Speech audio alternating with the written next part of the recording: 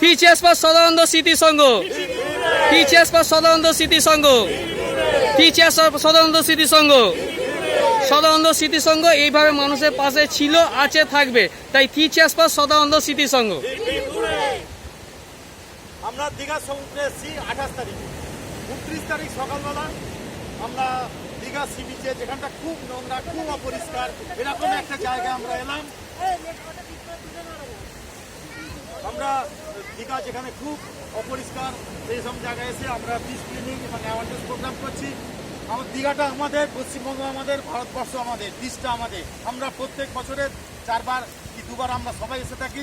সেই বীজটা আমাদের বীজ, নিজস্ব বীজ। আমরা যেরকম ঘরটা প্রত্যেক দিন পরিষ্কার করি, অন্তত আমরা আশা রাখবো আমরা যেদিন আমরা দীঘায় আসবো আমাদের এই সহমদের টিম যেন বীজটাকে ক্লিয়ার করে, এই আশা রাখবো। আমরা এর আগেও গেছি সুন্দরবন, একবার নয় দুবারে গেছি। সুন্দরবন সাধারণ মানুষের পাশে দাঁড়িয়েছি, দেখেছি, করেছি, মেডিকেল ক্যাম্প করেছি।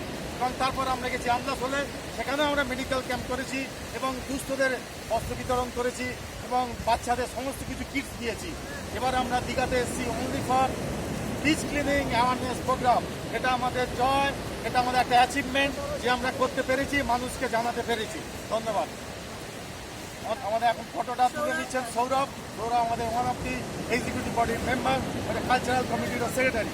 আর আমাদের এখানে পুরো টিম মেম্বাররা আছে, দেখতে পাচ্ছেন আমাদের টিম মেম্বার, তাদের স্ত্রীরা আছেন। সবাই কিন্তু আমরা সদানন্দের team, team India, team Sadananda.